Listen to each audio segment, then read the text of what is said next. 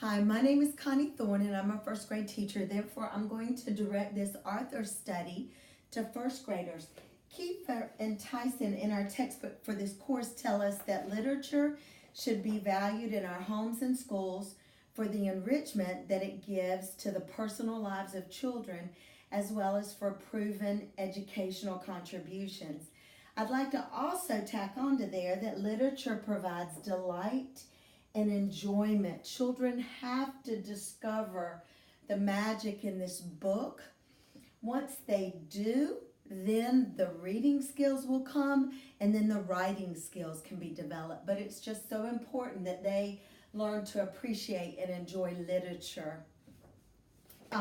Through this author study and text set, that is my hope for the children to develop a love of literature, as well as to learn about Ezra Jack Keats, the author that they're going to mentor.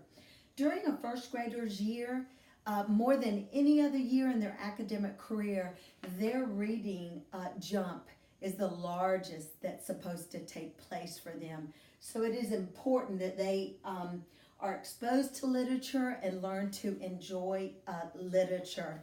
In first grade, we do study authors as mentors. Ezra Jack Keats is one that we study. We only touch on it just briefly, and I've always wanted to have the opportunity to expand the author study to this extent, and I'm so glad to be able to do this through this course and this project. As I approach this task with my first graders, the first thing I would do is, of course, introduce the author.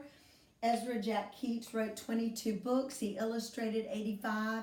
He grew up in New York and the Bronx, so he has some childhood experiences that he really pulls from when he writes the books that I've chosen for the text set.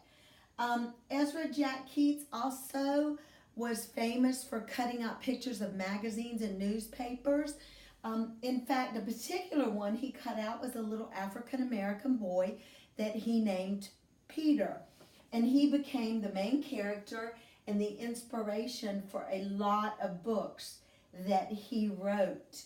I would introduce Ezra, and then I would have my first graders complete this little book with a detail 1, 2, and 3 that they could have to refer back to, and just to start pulling details out of a text for them. I would next introduce them to 2 vocabulary words on the board here. Mentor is someone that you aspire to be or that you want to look at. And the second vocabulary word is a crafts. They're thinking arts and crafts, but it's really a writing technique that they need to learn.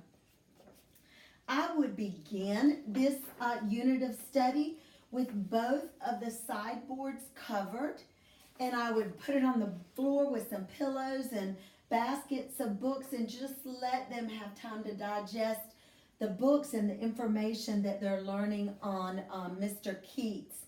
From there, I would move to working this into my daily 5 literacy rotations, and we would introduce a craft at a time. So this unit would probably take 3 to 4 weeks to get through.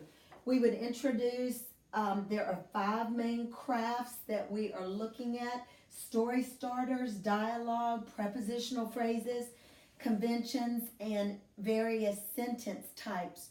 So over the unit, the child would learn how to mentor these crafts from the texts that have been listed.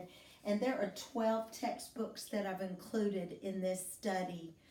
The rationale for the project that I want the children to achieve is I want to teach them how to use mentoring text to learn how to write and make their writing come to life and be more engaging.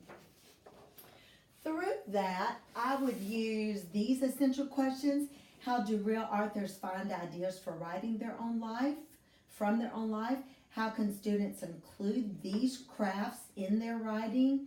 We would focus on 3 standards, W1.3, 1.5, and 1.6, which has to do with writing a narrative, editing, and publishing. The actual project that the student would be involved in after going through this process of learning crafts, they would need to take pages like this and write a small moment story. And a small moment story to them is going to get pizza with their family, going to the beach, going to the museum. So they would learn how to incorporate the crafts as they write their small moment narrative. And we would edit and then publish from that process. I would like to close by mentioning a little piece that was in our textbook also. A love of reading and a taste for literature are the finest gifts we can give to our children, for we will have started them on the path of a lifetime of pleasure with books. So I issue a challenge to my fellow teachers, librarians, and parents to inspire our children to have a love for literature. Thank you so much.